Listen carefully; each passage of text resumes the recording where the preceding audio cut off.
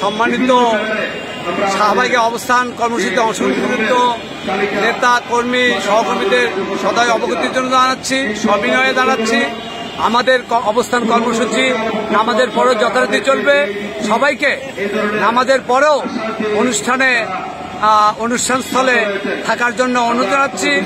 আমাদের সবার আলোচনার প্রেক্ষিতে, সবার পরামর্শের প্রেক্ষিতে আমাদের পরবর্তী সিদ্ধান্ত, পরবর্তী কর্মসূচির বিষয় ডিক্লারেশন হবে।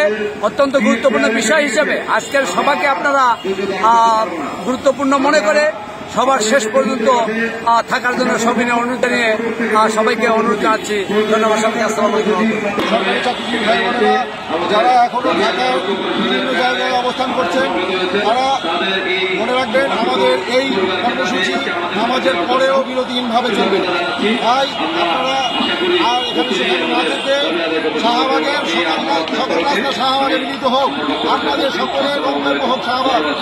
স্লোগানে স্লোগানে মুখর করে আমরা আমাদের দাবি আদায়ের শপথ নেই এবং আমরা সরকারকে জানিয়ে দেই যাতে আমাদের এই দাবি আদায় হয়। তাই যেখানে আছেন আর অপেক্ষা করবেন না, বিকালের হলেও সবাই শাহবাগে ঘুরে আসবেন।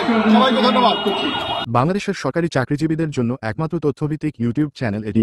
আপনি যদি একজন সরকারি চাকরিজীবী হয়ে থাকেন তাহলে নবম পে স্কেল সহ মহার্ঘ ভাতা সংক্রান্ত সর্বশেষ ও নির্ভরযোগ্য আপডেট পেতে চ্যানেলটিতে লাইক দিন, আপনার মূল্যবান মতামত কমেন্টের মাধ্যমে জানান এবং অবশ্যই চ্যানেলটি সাবস্ক্রাইব করতে ভুলবেন না। ধন্যবাদ।